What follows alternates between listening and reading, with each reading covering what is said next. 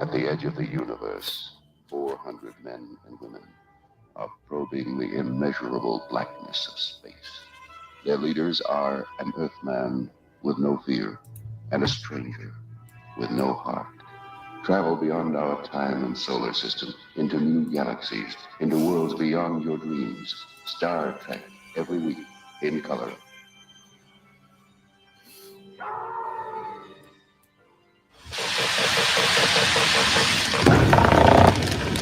Oh, man. It's Tuesday, December 6th. It's 3 p.m. Pacific Earth time. And due to the creepy thumbnail, we have to be in the creepy Jeffries tube today to keep us thematically consistent. And speaking of thematically consistent, here's our host. He's who is he? Wait a minute. He's a doctor, but wait, I had a great intro for him, but I don't remember it. I'm sorry. He's a doctor. No. Wait, no, he doesn't have a sonic screwdriver, but he does have a poison pen. He's our doctor, Dr. John. How about that, John? I like it. I'll take the poison pen every day of the week. Okay.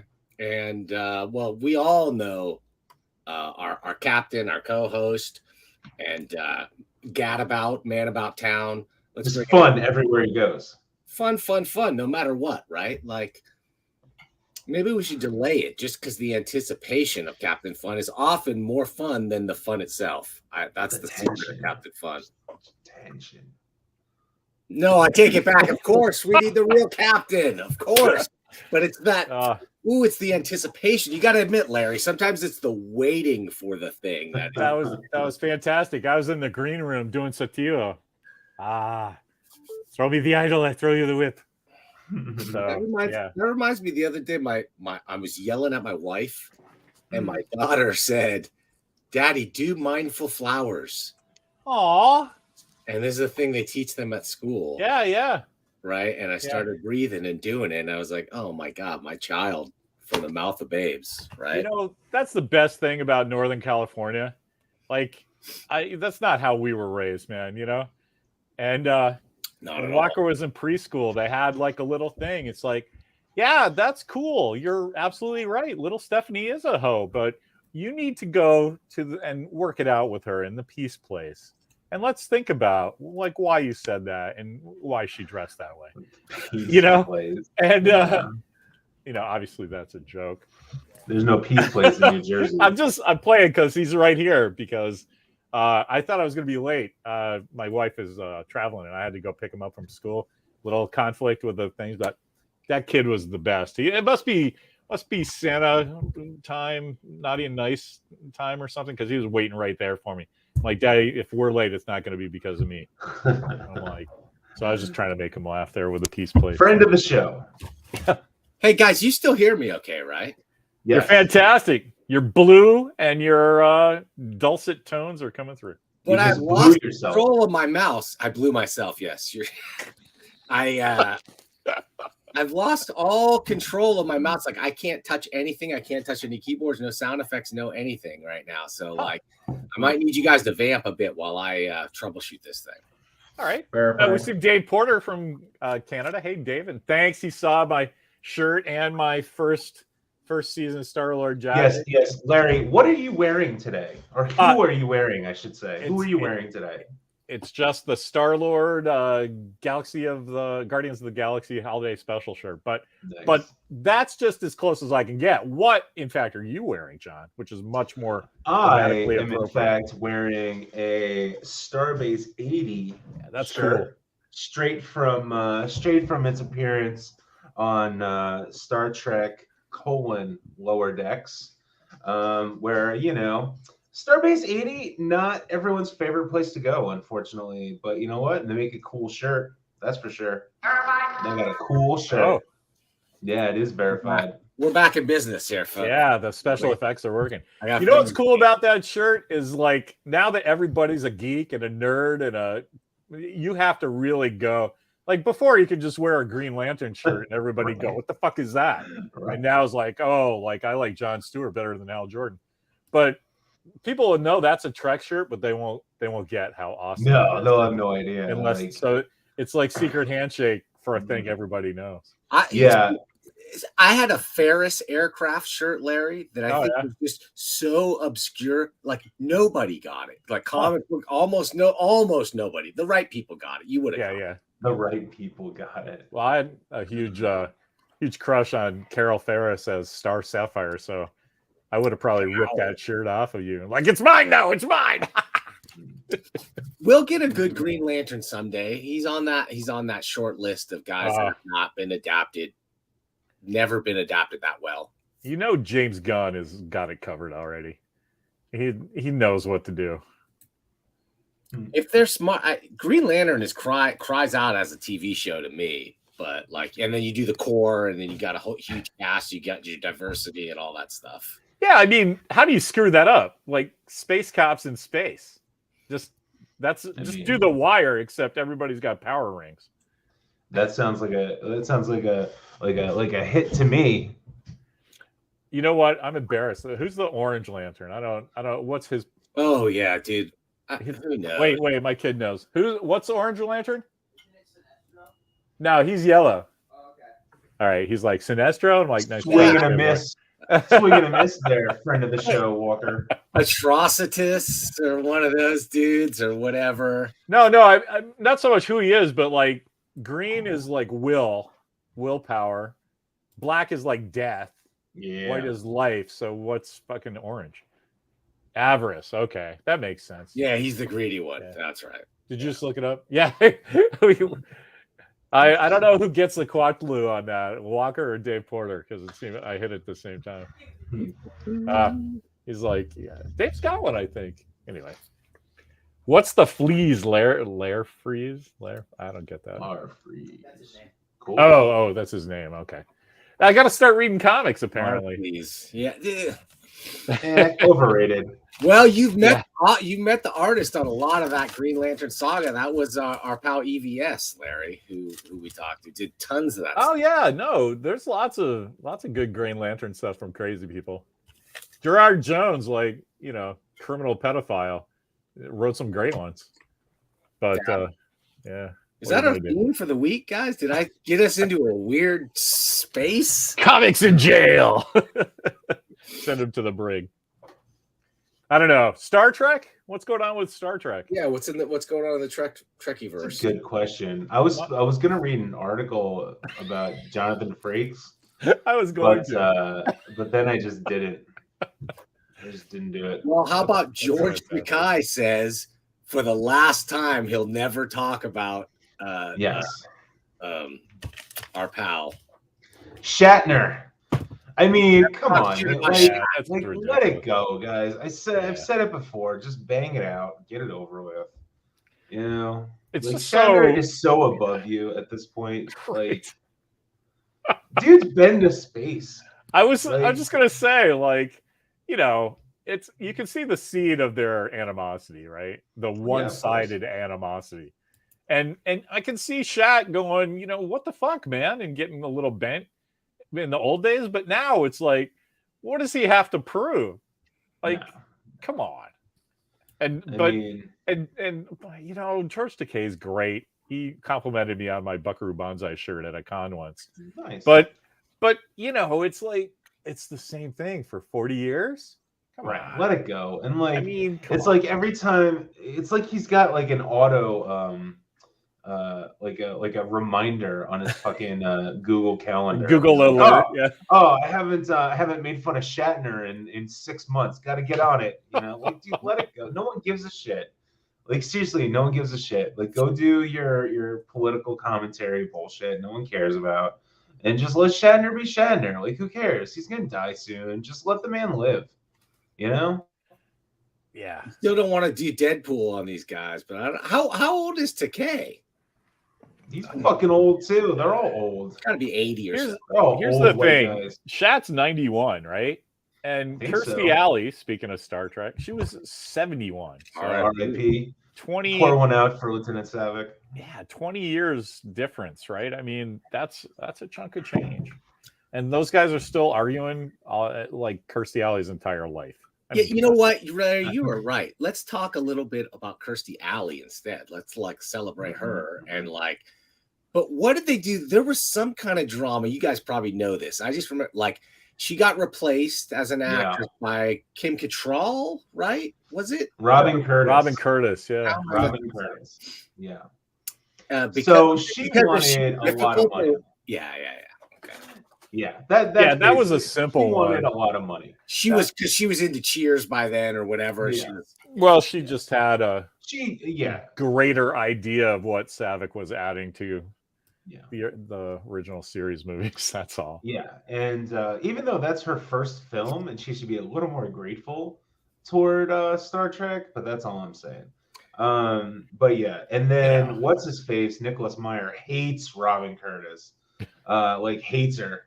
Like I don't even know why. He just thinks she's like shit, and so he like immediately got rid of her, which is why she's in like one line in Voyage Home, and then she's like, Admiral, I never got a chance to say anything, and it's like hard cut, and you never see her again. Right? You know, and you still don't. Still don't. Fuck you. Am I imagining it, or did they turn her into a villain at one point? She did like a heel turn. What am I confusing that? So Star Trek 6 is Kim Cattrall as she's a different character.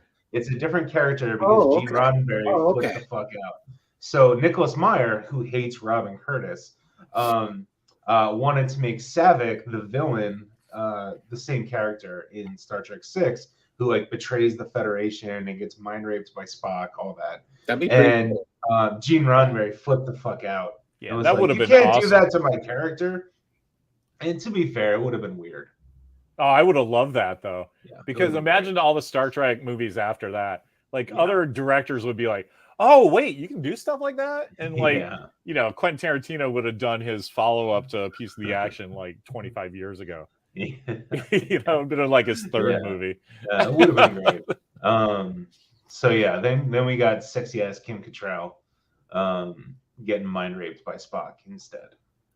Did you see on my Facebook this morning, some genius had used the deepfake technology to put Kirstie Alley into Star Trek 3? And the YouTube thing, I wish I had some kind of rudimentary editing skills because it's great, but they play like 5 minutes, all the 5 minutes of all the scenes, like back, like in a two shot. And That's I'm cool. like, I fucking know what Star Trek 3 is. Show me Kirstie Alley. I don't need to fucking filling up my computer screen because this is incredible. And I was funny. Yeah, man. Like, can you imagine if they had just hired her and said, Kirstie, man, just put the wool jacket on and smile like the rest of these people. It's like if they had actually gotten Eddie Murphy for Ghostbusters. Like, what could have been with Kirstie Alley? It's crazy because she thought she was bigger than Star Trek, and if she had done that, it would have really added a huge dimension to her career to be that core of a Star Trek kind of character. Yeah. Oh, definitely. I could have added a lot to Star Trek too. Yeah. I'm kind of glad they didn't do that with Eddie Murphy for Ghostbusters and Eddie Murphy for Jillian in Star Trek 4. They had written that part for him. Really? Much more comedic. I didn't know that. Yeah. He's way less sexy than what's her face. But that's the thing. It's like I don't think I need Eddie Murphy going, oh my God, let me help you with the whales. You know, it's right. Like, that would have ruined that movie. Oh, these are the whales. Yeah, that would have been awful. Are you kidding? That would have been awful. I don't want to see that ever. Stay away from Jillian Taylor. Yeah. Jillian Taylor, Kirk's one true love. I will always argue that Kirk's one true love. Yeah, cool. I don't know about that. Cool. I don't. It's not Carol Marcus. It's not Carol Marcus. No, he has no interest in Carol Marcus whatsoever. And it's not. He leaves her at least twice that we know of on screen. It's that fucking Nexus chick Ruth. That was ridiculous. Yeah, that's like the generation doesn't count. Yeah, I don't know. I'd have to think about that. Is one true love. I guess like the popular would be like Edith Keeler would be like the popular one, or but who's the one? Oh God, what is her name? the Shakespeare chick. Yeah, I was just thinking, what is that fucking? It's a Korean's name. Yes, yeah. I agree with you. Yeah. Whatever her name is, I agree with Yeah. it. I think. Oh my god, it's like I have to go. This show's not getting better than that. John and I agree 100%. I think it's his one true love is the Sweet Lady Enterprise, right? And but that's what I was gonna say. Service. Edith Keeler is fucking his first college girlfriend, where he figured out how it all works. The Enterprise, he always says, I'm married to the Enterprise. It's like, sorry, Jim, the Enterprise is your mom. It's like it's the place where everything's safe. You know what's going on. You know that by the tone of her voice, like who she's talking to. That's the Enterprise. So I'm gonna go with whatever that girl in the Conscience of the King was. Second says Antonio, but that is that her name? No, Antonio is in Generations. It's Anton Caridian. So what is the daughter's name? All right, I got to look it up. It's killing me. It's killing me. Anyway, so fun story. When I had to explain to my then girlfriend that I'm a huge Star Trek nerd, I had to explain to her why I'm in love with James T. Kirk and why I wish I was James T. Kirk. And I'm like, look, you got to understand, like, because all she knows is like pop culture, Star Trek, right? Right. And in pop culture, Kirk is like this, like, you know, this dog. Like he's always looking for the next lady that's in town. not it at all. And I'm like, no, you don't understand. Kirk loves strong women. He loves powerful women. He loves queens. He loves scientists. The only real like one night stand is the chick with the Quatlu planet. With the green hair. That's really the only like one night stand he does. There's the chick from Bread and Circuses too, where he's like, oh yeah, Bread and Circus, wiping his face off with his old sock. You know, you're like, what the fuck, Jim? The point being, right? He dates multiple, like Helen Noel is like a scientist, right? And like I kept coming back. I'm like, you gotta understand, Jim Kirk loves blonde scientists. All right, what aren't you getting about this? Anyway, now I'm married to a blonde scientist. I'm living my Kirk life. Did you think that was a compliment, though, or did she just like, oh, you creepy motherfucker? I meant it as a compliment. Like, I know. I know. You to understand this. We're all taking it as a compliment. I wonder if she did. Like, oh, I think eventually she figured it out. Hey, I looked it up. It's Lenore Caridian. Lenore. That's right. And they have that creepy scene where they're like talking about the nacelles as like dicks. You know? Like the pulsating sound of the engine or whatever the fuck she says. You're like the Caesar of the stars. I hate that episode. Kind of is what makes me hate Kurtzman's cybernetic love thing. That like it's the future, so they all have shit in their faces. Yeah. Because Leighton in the beginning, he's like, he turns around and he's like, "Oh fuck, I have to wear this plastiform velvet thing because, whatever." And the real answer is because it's 1966, because right? It's 1966. Yeah. But like if Kurtzman did that now, he'd look like Rutherford from Lower Decks, and you wouldn't care. You just it wouldn't have any kind of meaning to the audience whatsoever. You'd be like, there's a dude with a robot face. Like, well, it's so interesting because like the original series, you have, and I think this isn't. We might have talked about this already. I don't remember, but shows in like the 50s, 60s, 70s, even up through the 80s and 90s, where it's like you can't rely on CG, you can't rely on special effects, you can't rely on like any of that. So you have to focus on ways in which you tell the story through the limitations of the time. And it makes everything so much more interesting. Like, it's one of the reasons the Twilight Zone is so, like, you're never going to beat the Twilight Zone, right? I love Black Mirror. Like, I think Black Mirror is very smart, very intelligent. It's not going to beat the Twilight Zone. It's just not. Because, and it's good at what it does, but it relies on sort of the technology of the time, which makes sense. It's being made now. Of course it should do that, right?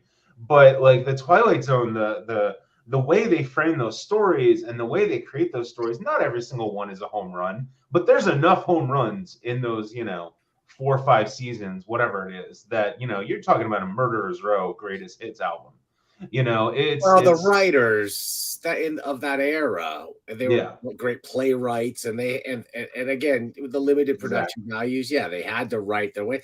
But to modern standards, they're maybe a little overwritten. I put Black Mirror up there. Like I felt like that one is the closest thing I've seen to a successor that got me there, because it was usually the writing. Like none of the special effects in that are crazy over the top. Like it's not usually driven by the special effects. There's service of a better story. Yeah. And that's the key. It's like, does the plot drive the special effects, or does the special effects drive the plot? Right? Transformers, the special effects is driving the plot. Black Mirror is a really good example. And I like Black Mirror. I'm not knocking Black Mirror. But yeah, you want the plot to come first. Writing 101 with Dr. John. Although, as stupid as the new Transformers movie looked to me, it still kind of got me. Like, I was like, that's Dinobots? Cool. Yeah. Here's the thing, though. It's two different things, right? Like, if you can go... Walker and I were just talking about this. I can't wait for the Transformers movies. I couldn't... I've seen them all. I love them all. The one where that they landed on the moon, that was like my favorite because they were on the moon. But I can't tell you what happens in those movies. There's no like, I know that there's like, there's Megan Fox, and then there's the Australian cute girl, and Mark Wahlberg's in a couple, and Shia LaBeouf's last name is Witwicky. That's hilarious. But I don't go see those going, finally, this nutrition will keep me alive another day. It's like, no, this is all the candy and cake I can eat. This is fucking amazing. And that's okay, man, right? Not everything has to be Citizen Kane. I don't know. So when you were talking about CG, I find, like, I'm an old man, so I find CG kind of like that distracting, unless that's what you're in for. Going to Transformers, it's going to be, 2 hours of that. So on, buckle up, right? But like you can be watching some cool thing, and then there's either some really elaborate CG or a camera move that you couldn't do with a real camera, and the camera moves and the lighting that's just wrong, like always pulls me out. And so then you could write the best thing ever, and you're like, why didn't they just grind up some Cocoa Puffs and make moon dust instead of, this fucking nonsense that probably looked great on your computer screen, but isn't working. Unlike Dan. Larry, can you guys hear me? Technical difficulties in our Jeffries tube down there. Yeah, can you guys hear me still? Yeah, we can hear you. Yeah. Cool. I was trying to bring up the old $1 Million Comics cam, but I couldn't do it. Oh well. I think we need to go to the mailbag.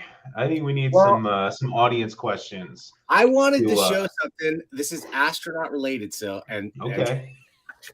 I've lost my camera here, so I can't even show it now. I love that pig. It's awesome. Let me start my camera again. There we go. No, I can't. Yeah, there we go. Okay. So I was the comic book store that I grew up going to, and that I owned for a while, closed down or sold this year. That's sold. Yeah, it's still going, right? Still there. And they're doing a crazy blowout of really weird graphic novels. All the crazy stuff that I bought over the years and the other guy never sold is there. And one of the things I picked up in the old bargain bin was a little something called Astronauts in Trouble, live from the moon. Interesting. I wonder what it's about. Which we're going to talk about soon. This was $5. This cost me. Dude, really? Yeah. Dude, you should have waited. From your wallet to Larry's. I just sent Elliot Brown a $90 fucking box of comics, so I could have done the same thing. Well, they had a couple other copies there too. But one thing I wanted to point out that I noticed in the back is help make sure this doesn't happen in 2019.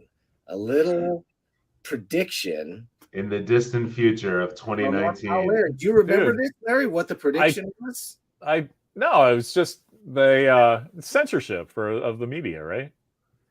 Oh, is that all? That's not very timely in 2022. Huh? We're not talking. I just imagine how I feel, man, that when I wrote that comic, I'm like, yeah, 20 years in the future ought to be good enough. And like now it's like, kind of boned that one. But so let me, if I may, let me just read. No, of course. The guy said, "You can't have my camera. I don't want your camera, pal. You don't have the power left in your mobile suit to beam the story back to Earth, and you don't exactly have a clear path back to your news van. Good luck filing this story." It says, "You can't suppress this. Haven't you heard of the First Amendment? Not up here, lady. We've got another set of laws, right? So this could be Elon Musk on Mars right now, or on his way to Mars, where they want to set up a whole new sets of laws and whole new ways of thinking." I just can't. I don't understand why people don't want to make this movie. everybody options it, and then they go, "Yeah, I don't know how to make this work." I'm like, really? Because just look out the window, right? That's funny. A rich man went to space. He built his own rocket ship. Yeah, went to the moon. He's controlled. I know, man. This is great stuff, Larry. So thanks, man. More. I just, It's like, what would I do if I was the world's richest man? I'd do Live from the Moon, right? And what did the real world's richest man do? Yeah, he's fucking around with his electric cars and that shit. But it's fine, keep on SpaceX, man. That's where it's at. Anyway, thanks for talking about me for a second. Anyway, it's space related. There's actually, I got a couple. I'm trying to do this thing with modulating my voice. I find myself talking way up here a lot, guys, on this show, and I'm trying to bring it down into this more soothing register. Sorry. There's a lot of great space news. Did you hear about the 2 new elements discovered? I did. Not on this Earth. What elements? A meteor crashed, and so we now have 2 new elements: Elalite and Elkinstantonite, both of which had been synthesized in the lab previous to this. What does it say? What numbers they are? No, well, they're not elements, but they're minerals, right? So minerals. Okay, gotcha. So they don't know what, but it's interesting because they had theorized that this stuff could exist, and were able to sort of synthesize it before. But this was the first time it ever happened. I don't know. That's always really cool when they're like, "Yeah, I think this thing exists," and then 5 years later, it's like, "Oh yeah, I guess it does." Humans are really smart. I want that for time travel. I want somebody to go, yeah, time travel exists. We just didn't tell you yet. Yeah. You're just protected by the Bureau. Right. Every time a new take on time travel comes out, like something a little different and new, it's always like stupider than the last. I still don't understand. I don't think you could. I just try to think of it logistically. Like, if you're traveling through time, how do you end up in the same place on this planet that's spinning around a solar system? You know what I mean? Like, if you stayed in space but just traveled through time, you would like end up in the middle of space unless you timed it exactly right. Yeah. Well, that's math. That's what you do. That's what you have to do, right? You got to do the math. Did you ever see that show 7 Days? They actually address that in the show all the time. Oh, okay. It was a guy who they discovered time travel, but the bad news was you could only travel 7 days in the past. So the first thing the government did was get a guy that's like, all right, there was an explosion at the car store and killed all these kids. If I can go back and stop it. And then he'd reveal some other thing, and that was the episode, right? And all the time. But they couldn't guarantee that he would end up where he was supposed to. So because the math was like, there was, Heisenberg uncertainty principles or something. So like they'd shoot him for Washington, D.C. and he'd end up in Baltimore. So that was like, but they always shot him in a spacesuit. And like in the second season, that was the teaser, like him figuring out where he was, like Quantum Leap-esque. And he ends up in space. And he's like, motherfucker. And but because now, like, well, he's just gonna die. He has 6 hours of air in his suit, and they have to figure out where he is. And the whole episode was getting him. So I enjoyed that because it made you think that the whole like the Earth is turning, plus it's orbiting, plus it's going around the sun, which is going around the galaxy. That math's got to be right. What show is this? It was called 7 Days. It's 7 nobody days. remembers it. It I was don't. some. I vaguely remember it. I've always was liked great. I've always liked the ones where it's like it's a machine that you turn on and it's like you can never go back, but like once you've turned this machine on, anytime in the future you could get in it and get out of it after it's been turned on. Yeah, return back to the initial point. Yeah. Yeah, I like those. I like those kind of. Or you guys have seen Primer? Yes. Yeah, that's not the Canadian one. That's one where they get that box. Yeah, I was gonna say that's not the Cube, is it? It's the one where they got a box and it's in like a self-storage unit, and it's a box that you get out of before you get into it. Okay. Oh, I'm surprised you haven't seen this one, guys. This one is really worthwhile, and there's a lot of stuff about the Russian space program in it. One of the guys are really into it. Awesome. So I think you'd like it later. That's the closest thing I've got to a time travel movie I could get behind. It's super low budget and really fucked My up. absolute favorite time travel story is a book called The Dechronologization of Sam Magruder. And it's by Price will love this because it's by like a dinosaur historian, academic scientist of some kind. He's like, I just want to write about dinosaurs, but nobody's going to care because I want to write about all this cool shit. And so this guy that's a janitor at the time travel place gets bamfed back to dinosaur times and has the presence of mind. He's like, well, I need to record all my observations on the dinosaurs for people. And like, how does anything survive, right? He's smart enough to like start doing Sanskrit or something into these clay tablets.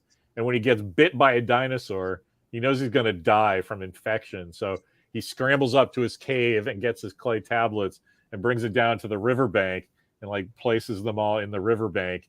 And miraculously, his friends all find out what happened to him because that turned into fossilized clay tablets for everyone to read. That's hilarious. That's hilarious. And I'm like, man, this was great right until the end. That's awesome. That's a great idea. I mean, if you think about it, what is gonna last? Like if society collapsed like tomorrow, and he came back, like, what is somebody gonna do? Even an advanced alien race with like a DVD or like data on a computer server that like of an alien technology, like I don't think that's accessible at all. They'll be looking at the books and at the tablets and at like Nixon's name on the moon. Yeah. That record, that gold record or whatever, you know what I mean? Like, how are they going to see any of the internet stuff? Yeah, like how do you tap into the internet if you don't know the internet exists? Society has to be running and existing. The internet is not a thing that like everything has to be running for you to have access to everything on the internet. So like our society has become more ephemeral than ever. Our culture, rather. It's kind of maybe there is a secret internet out there by a society from 100,000 years ago that we literally just don't know it exists. Ever think about that? A lot more. So much. That's like all I think about. I think I have something tangential to that. People ask me like what superpower I want, and I think that would be cool to have like ultimate knowledge, right? Like just sitting around having a beer with your friends and like, what the fuck happened to Jimmy Hoffa? And I'm like, he was buried in that New York Giants stadium when they did the foundations. Or like, where was all this pirate gold? Oh, come on, man, let's go. You mean the truth? I would just know where everything is. Or that would be a great awareness, I think, right? Yeah. Like, where are my keys? Oh shit, they're over here. Captain Marvel had right? The old Marvel. That was his thing, the cosmic awareness. Cosmic awareness, yeah, that's probably what I'm thinking. That would be a great superpower. Yeah. Much better than stupid invisibility. My other one is sort of time travel related. It's like if you can remember where you left something, you can just go to that place and it'll be there, no matter what's going on in the world or how much time has passed. It's like, where's my fucking wallet? It's like the last place I remember it was on the kitchen table, and you're like, okay, fuck, great, I got my wallet. And then you just go on your day. It's like super low stakes power, but like all your friends are like, dude, where did I leave that shirt? And I'm like, I don't know, man. I never saw it. It's like, well, where do you think you had it? And I'm like, oh, you know what? I think it's in your car. Go check your trunk. And people are like, fuck, thanks, man. That's where it was. Finder. But it's not like stopping fascism or anything, right? It's just like.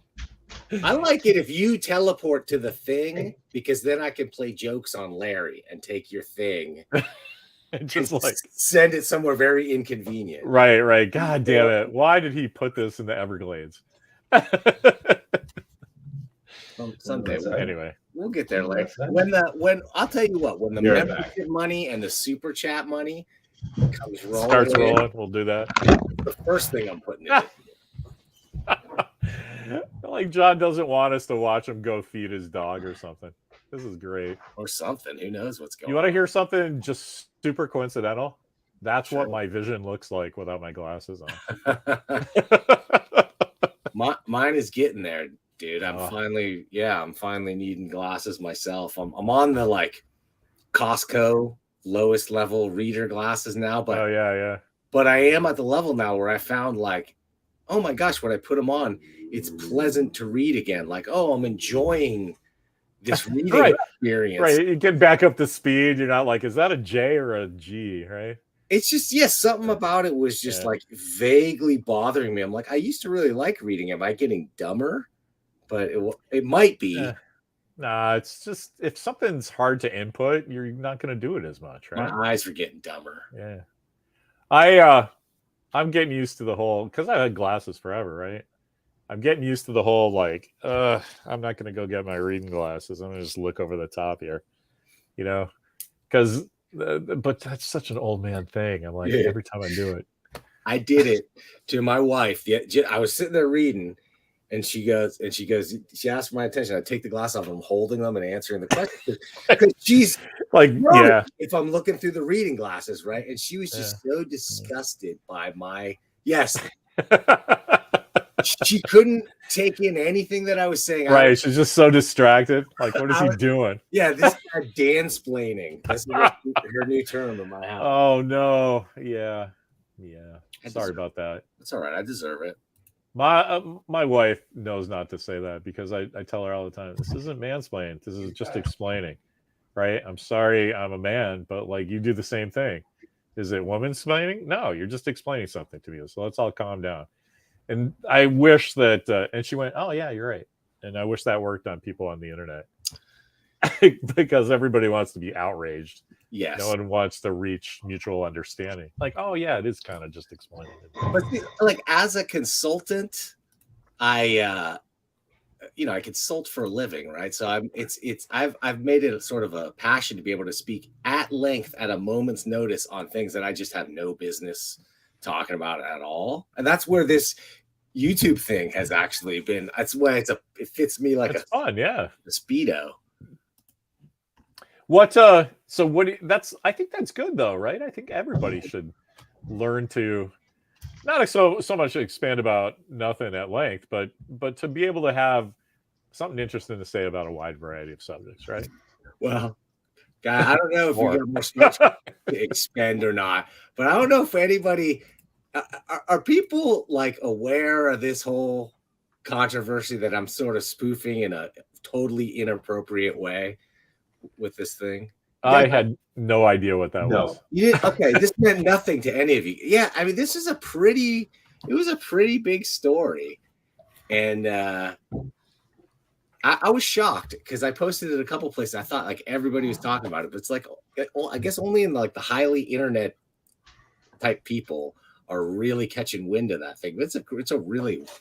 Well, what's the story, man?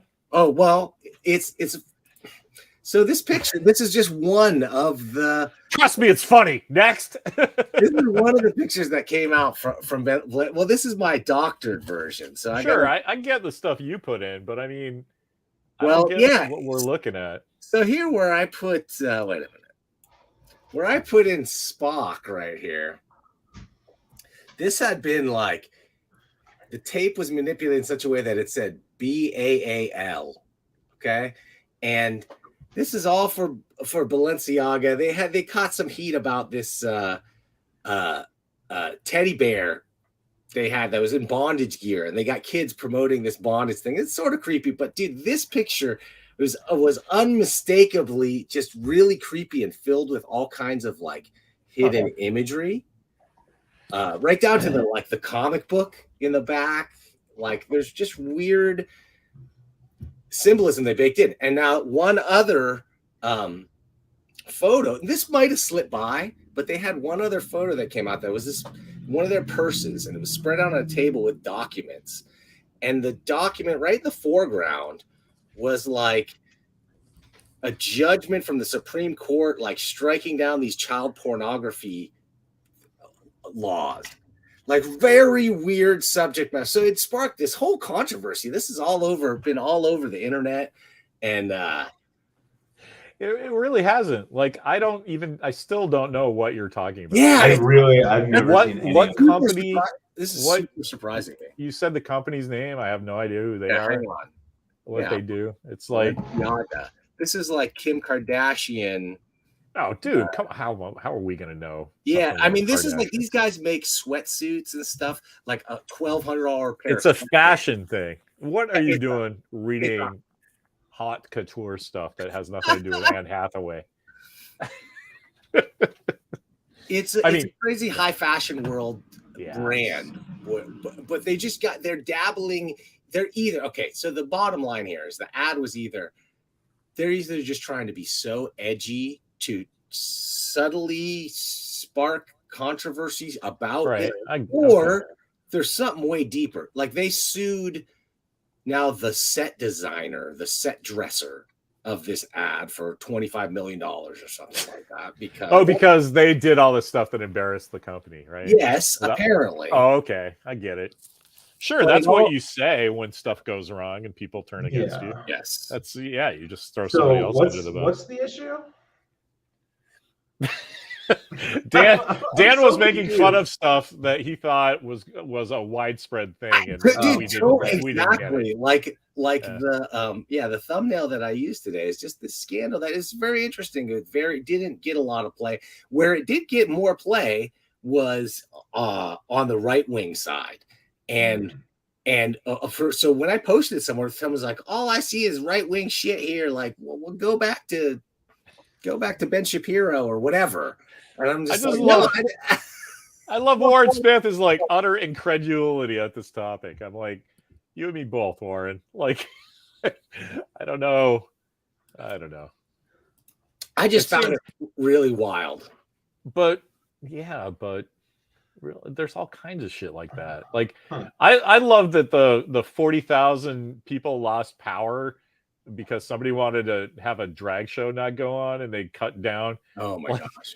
All the like Transformers or whatever. And like that wasn't on the actual news for like 18 hours. Yeah. Like that's the thing I think is crazy. It's like, wow, man, that's some serious violence about something that doesn't really matter. And now, mom doesn't have her oxygen tank on and all of my frozen pizzas are spoiling because why again? It's just I couldn't believe that regular news wasn't carrying that.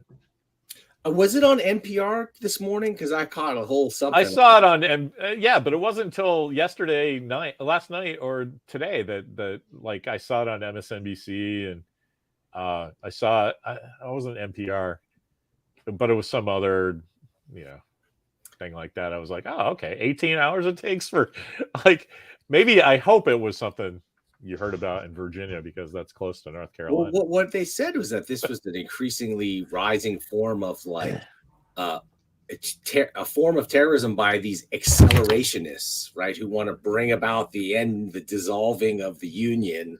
Everybody needs a damn hobby. Great.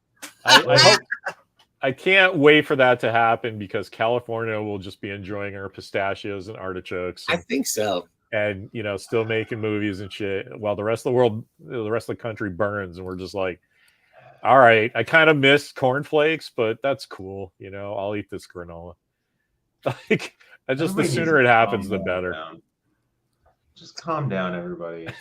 Well, yeah, dude, we're in moments of crazy stuff going on, popping off all over the world. China, Brazil. There's so many things you can watch on TV. And There's yet, so many things. Speaking of that, I don't want you to get excited. This is really quick, but just from Yeah. me to you, John. My wife's traveling, and I can't. I'm about to start watching the Expanse. Just so you know. Yay! Like next day or two, I want to sit down. I Again. have to warn you. I'm gonna warn you because I know what's gonna happen. I know what's gonna happen. It starts slow. Yeah, I saw the first two when it started, and I went, "Fuck this show." And so but I it's definitely know a binge show. I'm gonna do like 4 or 5 at once just to get over that. It's definitely a show you want to binge. Then I'll tell you. And the like cool thing Sag is like, oh my god, it's the end times. The cool thing is the way they set up their story arcs. It actually goes up and down a couple times during the season. All I have to do is get past that first bit that I didn't care about. Yeah, but I'm past my like. All right, now this pose of not watching The Expanse isn't because the first episode looking well on you anymore, Larry. The first like couple episodes are world building, right? And then the plot kicks in, and so it's like you just have to get there. I'm just warning you. Is this another Apple? Is this an Apple TV thing? No, it's Amazon Prime. Okay, Amazon. I can watch it. It's a sci-fi show. It was on and Sci-Fi. Bezos loves it, so Amazon bought it and had three more seasons. And I think they've got what's that? The Peripheral too is on them. Yes, that show's bananas good. Even Mimi is watching that. Yeah. I really like that show a lot. That's high on my list of maybe I'll watch. That's how crazy it is. There's such a flood of things that I know I would have loved my entire life. They're out literally one click away. Don't even have to pay another penny. Just have to pay it in my time of sitting down and like putting aside an hour or two. Right. And it's so rare. Do you remember that comic? Actually, it was a movie with Bruce Willis too, but the comic by Brett Welderly called The Surrogates. Sure. Okay, if you can imagine The Surrogates and Blade Runner taking place in the present and 70 years in the future at the same time, that's your show. Surrogates. It's fucking great. Oh my god, it's good. I recommend it. I know that guy, the guy who wrote that thing. That was his first comic. Oh yeah, and it got adapted into a Bruce Willis movie. Like I know that's cool. It's like the first thing he ever got published, and it just went humongous. But it didn't. That's the thing. Like, oh yeah, but that's humongous for a guy who wrote his first comic. But like, then you want people to like the movie. Well, and he was such a comics guy, though. He's such a comics guy that all he wanted to do was write more comics, and now he's a regular. What's his name? I fucking forgot. Yeah. I mean, Welderly did that right after he did Couriers for us or Couscous Express. So I was following it, and Brett's a cool guy, so I couldn't have been happier. Except I wanted the movie to be well received. I liked it, but Yeah, Robert Venditti, of course, who I've interviewed on my show. He's done stuff for Bad Idea now. He wrote Hawkman with Brian Hitch a couple years ago. That was really good. That's cool. At least he didn't get soured on the whole thing. No, he got deeply, like he's like, forget movies. I'm not going to chase that dream. That's unattainable. It's like I got so lucky out of the gate. Like he recognized it. He was very humble. That's cool. Sorry to hear that. We don't need more humble people. I would have been chasing that Hollywood money. I'd still be there. No, Hollywood's not for everybody, man. You would not like it. Pitching Surrogates too. We get Bruce. Sure, Bruce. I hear is a lot more gettable now. You know what I mean? As an action star. Give me a few minutes to talk it over with him. I think I can convince him. I can't joke about Bruce Willis. That's gonna be a sad day. He's an American hero. Yep. Yeah. Wait. Watch the background. Oh, who's that? What a good kid that he was. He's like, do you mind if I walk by you? I gotta go by. Oh, it's cool, man. Yeah. Meanwhile, my kid is begging me to go outside. And on that note, I am holding down the fort by myself, so I have to cut out a little bit early right now to go take care of this monster. So I will see you guys next time. I apologize. Abandoned ship. That sound means that John's dog is turtling a poo-poo right now. It's quivering. It's coming. Oh it's my definitely God. coming, whether So I help Larry, him or you want not. to stick around? Or you want to get Whether out? we go outside or not, it's coming. All right. You See you know, guys later. all right, see you, Jeff. Later, John. I'll keep talking. I feel I got a few more bad. minutes. I won't say anything about John because now he's not here to defend himself. I got a few more, and it gives me a few more minutes to figure out what kooky clip to play at the end of this. Do some more stuff. This thing too. Hey, well, just let me ask my kids something. Hey, Walker. Yeah. What are you watching now? Science fiction. Well, we're doing Nightfall. Oh yeah. Thank you. We love that show. Destiny is All. What was that show? Last Kingdom on Netflix. Do you ever see that? And so it's just a cool, like, knights in white satin kind of show. Okay. And it went on for 6 seasons. They're gonna tie it up with a movie, and I just get, when you finish a show that you love like that, you just have this hole in your heart. Like, what's gonna fill that pop culture need? And the one time Netflix was like, hey, if you like Last Kingdom, try Nightfall. And it's the same show like 400 years later with Knights Templar or something. Oh, in the future, kind of in a future. No, I mean like in the past. The Last Kingdom was like in the 800s. Yeah. And so now this is like the 1200s. And so, everybody's a little cleaner. Everybody's kind of, half the people are going to the bathroom inside. People are still getting swords in the throat. It's fun. I know one we haven't talked about, Larry. I finally watched Guardians of the Galaxy holiday special. Yeah? Yeah. Solid stuff. Dude, that was great. It was funny and it was well done. Gunn makes great shows. It was very Peacemaker like in the sense that it like was funny. It was basically a comedy, but then when the action came, it was really good, and like Mantis is creepy. Yeah, I agree. The criticism I read about that show just made me like, I didn't even want to like refute them. I'm like, you're stupid. Like, it's people just want a bellyache now, and nobody looks at entertainment in its context. Like, this is a holiday show. It's a Christmas special. They fucking tell you in the title. So are you really holding it up to like, oh, well, the CG is a little lackluster? Well, okay, but is that what you're watching a half-hour holiday special for? Is like the incredible special effects? No, it's like the characters warmly embracing the ideas of the holidays, which they do. And there's a couple things that's going to pay off in Guardians 3, and they're probably going to kill Rocket, but they have Cosmo now, and you know what I mean? You can deep dive in that shit if you want, but like, did it make you feel good? Because that's what the holidays are about, you dumb shits. Get off the internet, fucking appreciate something cool. And, we got a new shirt out of it. I'll buy a Star-Lord shirt every time. I was knowing that Chris Pratt is kind of a religious guy himself. I actually expected there to be a Jesus reference in there somewhere, and didn't get one. I think why you didn't is because you had that in Infinity War, right? Like, what master do you serve? Jesus? Isn't that? Oh, so like, you don't have to bring that up again. Okay, I don't remember that. I don't remember that. Really, that's great. Like Doctor Strange and Star-Lord and Iron Man and Spider-Man are all meet at the same at once, and the Guardians have their guns on them, and Doctor Strange is like doing his like, what master do you serve? And he's like, what master do I serve? He's talking about, Thanos or whatever. And he's like, what master? Like, Jesus? Is that what you're talking about? And they're like, Jesus? Jesus? Are you from Earth? And he's like, yeah, what the fuck? And it was a cool little throwaway. But I'm like, between that and like Cap being kind of Jesus-y in the first Avenger, where he's like, there's only one God, man, and I'm pretty sure he doesn't dress like that. You're like, okay, I'll take it, because if there's anybody who's going to be super religious, it's going to be Captain America. It would, peace, justice, and the American way, all that stuff. Well, truth.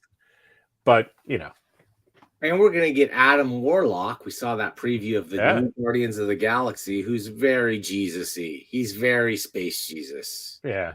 Well, that's why religion is great, right? There's very good stories. And that's all that they're doing. They're just getting some borrowed interest from the Jesus guy. Oh, for sure. I think Gunn can pull it off. Oh, I love that special. I thought that was fantastic. But did you see the article? And it was so light on anything resembling a source or anything, but it was like Marvel rethinking strategy for Phase 5. One thing is that for sure they're cutting down the number of movies in the phases, which I think is probably a good idea. Yeah, I agree, but like you said, I take those like non-source things with a grain of salt.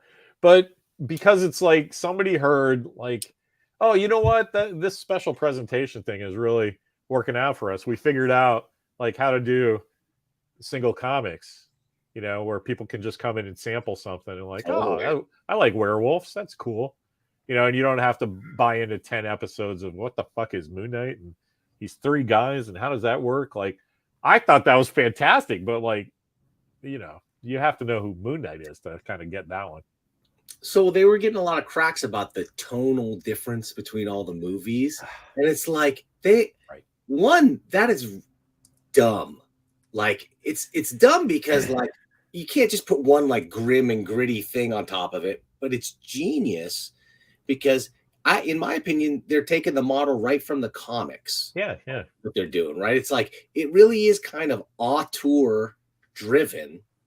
Like there's editorial, which is like the upper guys watching all the movies and like sort of drive it, but then they give it to John Byrne and Chris Claremont. And they're like, do your thing. Here's a couple of like plot points that have to hook into future continuity, but like otherwise do it your way with your tone and your jokes or your serious elements, and it's working. Well, that's the thing about Marvel. Like, why wouldn't you hire somebody to do their job? You don't want them to do like, here, put on this dress. It's like, no, we like you because, you know, you're the size of a horse jockey. I don't know. You know what I mean? It's like, you don't want to take somebody and make them do something else when they're doing this thing really well. Just have them do this really well with Marvel stuff on. Part of the audience thing, I think, is everybody is like Coke and Pepsi, you know, PC and Mac, Marvel and DC. And it's like, Marvel's just making movies, man. It's a Marvel studio. You at this point, like the first 10, like, okay, they wanted you to go to every one because Avengers doesn't make sense unless you do that, right? Or you don't get the big, or the first 20, right? When Cap picks up the hammer and Thor's like, fuck yeah, like the whole place explodes. Big payoff. So because they did that work, right? So, but it's because of all the different things. It's just like life, man. All the different guys get together and they're all thinking, hey, let's achieve this goal, and then that's great, right? It's not, but there's always a funny guy and there's always a really serious guy. There's the cute girl and then there's the Velma. I mean, there's archetypes for a reason, right? And so that's why I get really cross with like mainstream reviewers going, I don't like this superhero shit. It's like, man, stop reviewing the cake and just stop telling us about the frosting. That's all you're reviewing is the frosting. Like, you know, tell us what the cake is like, because some of these movies are fantastic.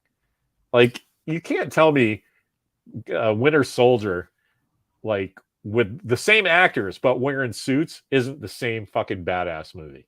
You know, like, come on. I think that they've had enough mega hits, like and so few flops that can truly be called flops. Even the flops there's okay, I guess. What's a Marvel flop though, right? Yeah. Like I mean, that only made 400 million. Yeah, right. Right? Like, they're not spending a lot these days, right? I mean, I don't know. Well, that's part of the thing. They're talking about cutting back the number of movies for sure, which I think is smart. Part of it was the strain on the special effects guys and like yeah. I have read about that. Like, the special effects houses are like, dude, we can't do this anymore. Stop it. So that's why I think somebody heard something like that and was like, Marvel's pulling back to only 3 movies a year breathlessly, right? It's like, yeah, because that's all that we can do, you know? And they're never going to say that, but they're like, you know what? We can ride this avalanche for a while, right? We made this whole thing happen and now it's going without us. And so, you know, just suck it. You're going to have to see Eternals too. I'm sorry, but You know, we need the Black Knight in Avengers 4. It took the streaming age, I think, though, to get to where they could do TV the right way, where it's fully integrated into the actual universe in a way that like Agents of Shield or other things just didn't feel connected. These feel super connected. I mean, I kind of like the redheaded stepchild of Agents of Shield because I know you love Shield. Well, not just because of the subject, but and you know, American hero Clark Gregg, but just the production aspect of it is like they had to go through that transitional stage of like the movie guys aren't gonna do TV, and the comic guys were advising the TV guys, and they don't really understand what's going on there. And then Marvel TV and Marvel Studios were two different things, and like there's no way that could be successful, right? And so I think they did an awesome job doing as much as they did. And so now cool stuff's going to happen in like Silent Invasion. Like they're going to hire Chris Evans to play Johnny Storm, you know?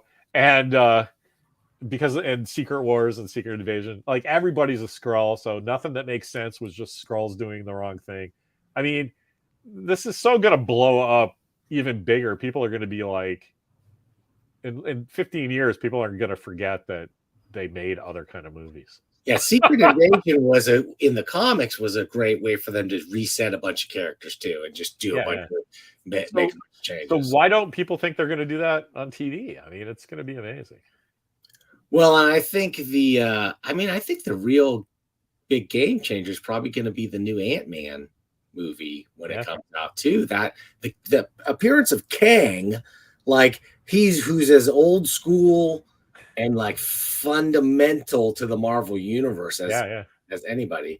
Although to be honest, I mean, as a villain, he's only interesting because he was Immortus and he's all his multiverse.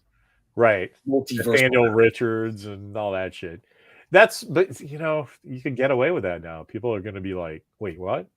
It's the reset button that they're looking for, I think, hopefully, because DC, a big difference between Marvel and DC Comics, right? DC has this button that's labeled Crisis that they figured out that they could hit that button, and then they try to explicitly rewrite continuity. Like there's gods manipulating the way Superman is the core of every new universe, and where Marvel's just like, fuck it, we're just going to keep writing. Forget the stuff that didn't work. We love the stuff that does work, and like just keep writing. And they never did that universal reboot. I love that because they stole that from DC Comics in the 60s, right? It's not a hoax. True. It's not an imaginary story. Like all stories are imaginary, but like this is a real thing that happened. It's like, oh, that's from Earth 2 or whatever. So DC was just like always in the multiverse. And so Marvel just is going now, fuck it. That's this guy. This is this version. And you get to do stuff where people are going, I don't think Jim from Office is going to be Reed Richards. That's just a multiverse version, right? He wasn't the smartest man. He got turned into spaghetti. That's weird, you know? But like, I mean, I think they probably hired him, right? But even if they didn't, they can change horses in midstream whenever they want. I mean, look at the reception of Wakanda Forever. I mean, that was really well received, and that was a giant shit show. But it's just behind the scenes because of what happened with Boseman dying, and they like, how do they save this? It's like, well, here's this middle story now that we weren't planning on telling, but any problem you have, you know what? This is the Black Panther where it's Killmonger's a good guy. You know, I mean, you wouldn't even have to take 10 seconds to explain that if you wanted to do Black Panther 3 with him or Mabeng. There's two Mabengas.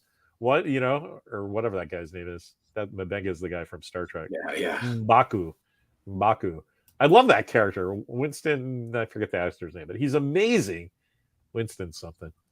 But I haven't seen Wakanda Forever yet. That's all. Okay. Sorry. I'm excited to see it, but sorry. Yeah, no, I don't want to ruin anything. But the Shuri stuff and who's Black Panther makes all the sense in the world. Namor might be my all-time favorite Marvel character. He's definitely way up there, dude. Winston Duke, yeah.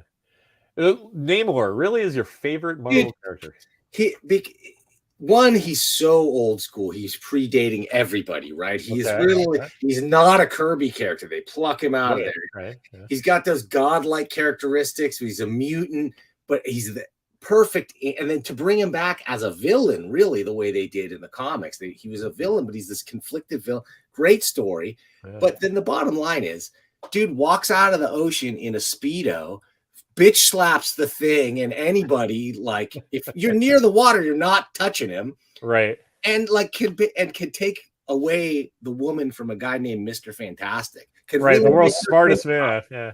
Like, that's not only that, the world's most growable and flexible man, if you get what I'm saying, Larry. Like, what do you have to do to please a woman the way that a guy called Mr. Fantastic? I think Sue gave him that nickname, actually.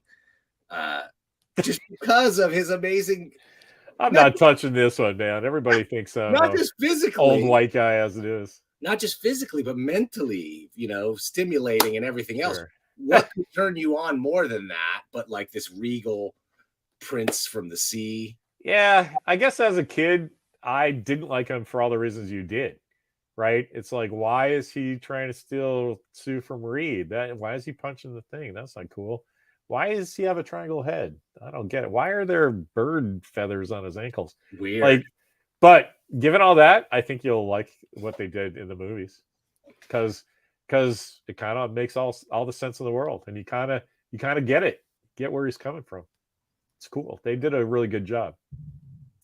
Yeah, I mean, it's funny, right? Because like somebody like me who didn't really like the character, I loved what they did in the film. So I can imagine maybe if somebody really likes the comic character, you might not like what happens in the movie. You know why? Kind of different. You know why I also like him is because he got a true reboot by John Byrne. Yeah, like who did Namor, I think, in a way like I'm just thinking of this now, but it's kind of in line with his Superman reboot in the sense that, but where he made Lex Luthor a businessman, he did the same thing with Namor in that solo series and really changed the character up and made a pretty weird character. That was a really fun solo book that I really loved reading until I left. Honestly, the art, I'm a giant John Byrne fan, just like Hector, who's going in the discussion. We're giant John Byrne fans, but he used that duo shade art stuff where it actually has lines embedded in the paper, and you paint it with the stuff that brings it up. And I would have loved that book if it was in black and white, because that adds so much tone and shading and stuff to the line work that once you put color, the old shitty newsprint color on top of it, it just muddied up all the art. So I right about that. I kind of only read like the first 4 or 5 or 6 because I was like, I love John Byrne, but I hate this garbage. Did you read his OMAC, his black and white prestige OMAC? Yes, I loved OMAC. Yeah, so I think he used that technique in there to good effect because it was in black and white. I think that, God says, duo shade's hot garbage. It is if you try to color it, because you're absolutely right. The OMAC was great. I don't know why he was doing that. If he had some kind of fight with his inkers or something, I don't know. He was a pioneer even in lettering, making his own font for himself. He was one of the early guys messing around with that, and like he's always looking for ways to streamline. Yeah, he's always looking for ways to streamline so he could get that extra credit on the book and the extra money for the book. He's like, shit, I could do it myself if I could do it.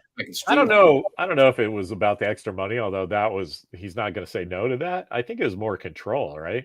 You're putting you don't have to draw shit if you know a word balloon's going there, stuff like that. So it streamlines that process. When Derek Robertson lived up the street from me, I would help him out every once in a while with lettering. He did a piece for the DC holiday special, and he told his editor, it was like, there's a guy here that can do like computer lettering, like right as I do it, and we can just scan it and ship it to you. So I get where that's a thing that John Byrne might want to have control over back then. Like now, I'm sure he just wants control of his bowels or something. There was a minute he was doing like 3 books a month, simultaneous. Granted, the quality maybe slipped a little bit, the density of each panel and whatever maybe slipped a tiny bit, but still, storytelling wise and everything else, I was reading them on the shelf and I was looking forward to them and loving them. Yeah, I don't have a problem with John Byrne's work. I love that guy, but I can separate the art from the artist, right? Everybody has some kind of story about how John Byrne's a dick, and I'm like, all right, he used to draw cool shit. I feel like that's the biggest thing sullying his legacy because I go after Frank Miller of that era. Who is it? Who is the guy who was hugely influential, not just to comic artists, but like to completely changing flagship characters and the way people think about them? Yeah, Johnny's one of those guys, man. That the Man of Steel. Yeah, I agree. I don't know. Would you put Barry Windsor Smith in there? Is he too old? And well, I don't think he ever like really rebooted a character in a completely different way. Machine Man. He just started drawing it cool, and you're like, oh, okay, that's what Machine Man looks like now. Yeah. George Perez is good. He's a good guy, but I get what you're saying. Like John came in as a writer artist, not just like an artist who wrote a true cartoonist, really, and they're rare. They're rare at that high a level where they weren't just given stuff to write as like a vanity thing to keep them happy, or maybe they were, but like the stuff he was writing was really good. I love this. I don't think his legacy is going to get tarnished because he was just a dick. It's not, everybody's a dick to somebody, right? I mean, all right. Oh, look at this grumpy guy who wants things to go where he wants when he's doing a creative thing. Like that's literally every creative talent ever, So this is a good pick. Weapon X from Barry Windsor Smith is another one of those. But the reason I go Byrne is because of what I was saying. Dude, he went like 10, 20 years though of just like when he was at the height of his game, he's just like, keep giving me books. I'll take the Demon, give it to me. I'll do it. I'll write it. I'll draw it. I'll give me Wonder Woman. Let me do it for a year or two. And like really good, solid runs on time, great storytelling, solid cartooning. I loved his came out at the time. Oh, when he was doing Man of Steel and Superman, he just was doing action too. It was like, wait, how is that even possible? They were right? Great, and they were excellent. Yeah, yeah, and his FF, everybody says second to none after the Jack and Stan run. I think I agree. I love his FF. I was just talking to somebody about Julie Angel, Johnny Storm's girlfriend at the time. Yeah. Dude, say what you want about John Byrne. They're like the FF was amazing. It was great.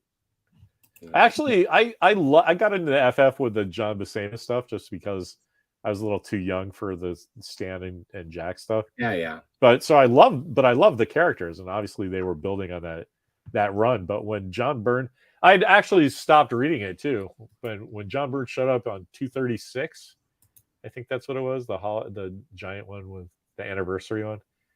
One of the Paul Halley from That's Entertainment, Worcester, Mass, Eisner Award-winning shop. He's like, I was reading Cerebus and Love and Rockets and all, I was picking up ElfQuest for my girlfriend. I was like Mr. Indie. And he's like, dude, you're gonna love this FF. And I'm like, I kind of don't care. And he's like, no, you got to read this.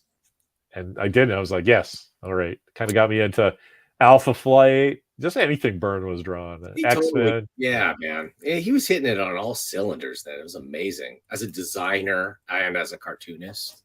He was a lot more subtle too. Like I love that everybody was like, North Star's gay. And I'm like, did you read the first 12 issues of of Alpha Flight? Of course he's gay. Like they go like, hey, what's North Star up to? And they like break in and there's like 3 dudes blowing each other on his couch in the background. And you're like, oh, I guess that's just some friends of North Star is over.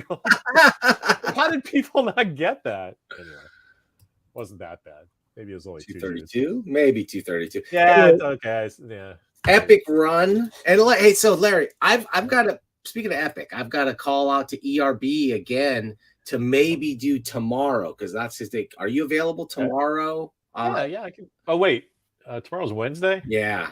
Yeah, no, I would ordinarily, but the teachers at my kid's school want to go on strike tomorrow. Yeah. And so you're gonna break the strike. You're gonna be he's not going to school. I'm like, if your teachers aren't there, why would you go to school? And he's like, I don't want to go hang out with my buddies smoking crack at the river.